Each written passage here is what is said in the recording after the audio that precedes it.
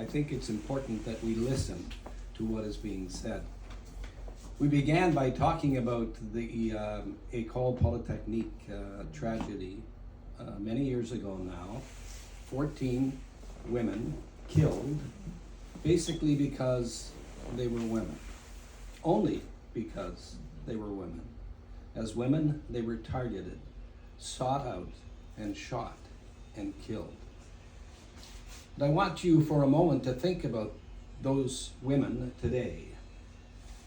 I want you to remember the memory, not the person who is responsible for their deaths, but them as individuals, and how their young lives were cut short by something that can only be considered to be hatred.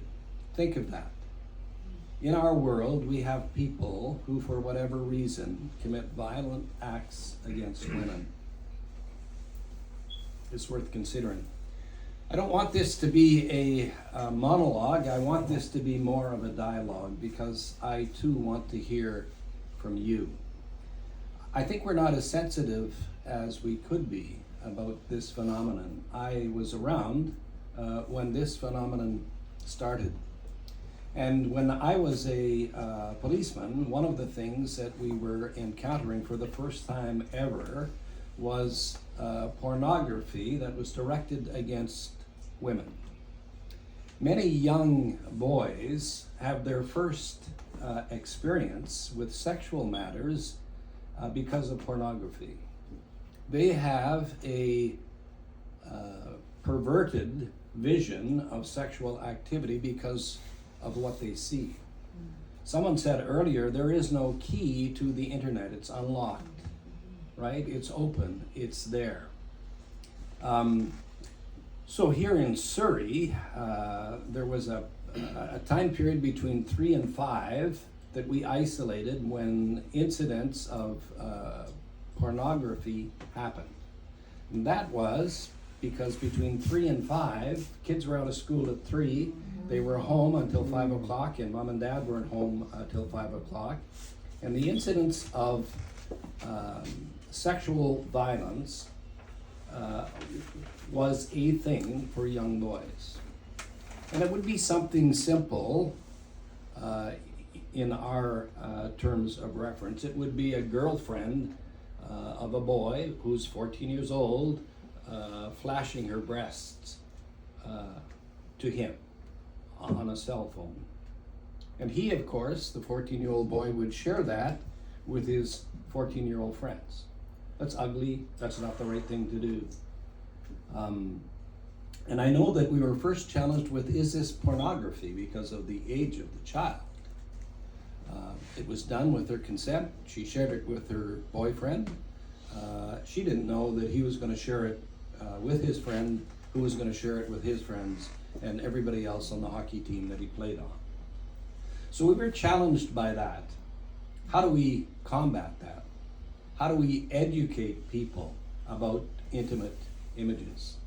How do we counter that when 12-year-old boys, 14-year-old boys, 10-year-old boys are first exposed to sex not in school, but through pornography? It is a clear and present danger, and I think that we're not as sensitive as we could be or should be because of the difference that has been inculcated into our youth about the difference between men and women. All people should be treated with dignity and respect. There are no different rules for men or for women. All people should be treated with dignity and respect. So where is that learned? Who teaches that? Who is responsible for your kids? The answer, of course, is that you're responsible for your kids. So it also requires that you pay attention to what's on the internet. I would be surprised if many of you, all of you at least, knew what's there. If you, for example, were interested in pornographic websites, is there a law against that?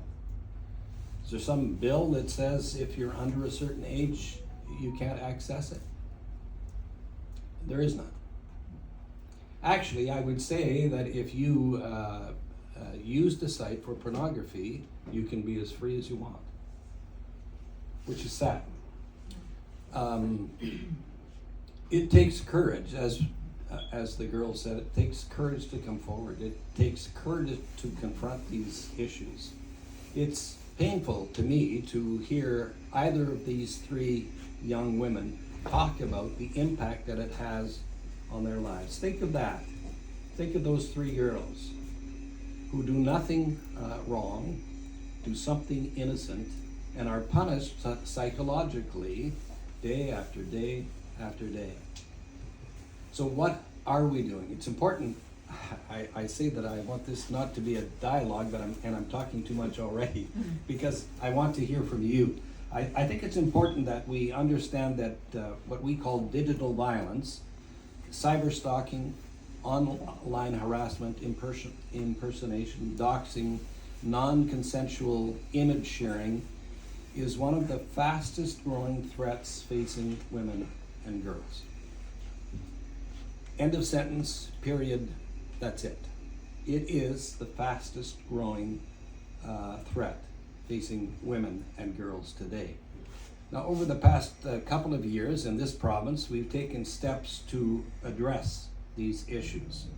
We now have supports that help people whose intimate images have been shared without consent, services that help get images removed, stop them from spreading, and when needed, help victims find remedies, legal remedies under the law. In 2023, we introduced the Intimate Images Protection Act, giving victims more legal options and faster, more affordable ways to stop or prevent the sharing of those intimate images. Last year, the province announced a few additional measures limiting cell phone use in schools. You now know that is the case. They cannot be, without permission, used in schools. Launching services to help prevent or remove private images from the internet, and we're beginning to work now on legislation that will hold social media companies accountable for the platforms upon which these images are served. We also are continuing to support police agencies across BC. With federal funding, municipal departments have been expanding their capacity to investigate online child exploitation. Last year, a new RCMP-led extortion task force was created to respond to organized crime threats, many of which now come through social media platforms. Beyond enforcement, we're also working on prevention, strengthening digital literacy programs in schools, and developing legislation that will push social media companies to take more responsibility for their part in online harm. The messages behind all of these actions is that everyone deserves to feel safe. What I haven't answered here is what will happen in the future. All of the rules, all of the laws, everything that we can introduce is not enough to prevent online exploitation. It is an underground thing. It will continue. Who has the answers? You have the answers. We collectively have the answers.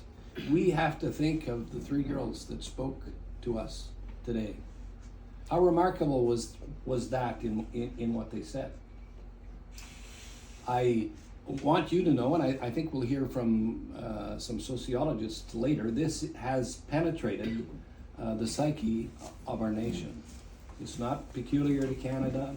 It's not peculiar to Nepal or India. It is widespread throughout the world. I really believe that it is our responsibility to model behavior that our children can look up to.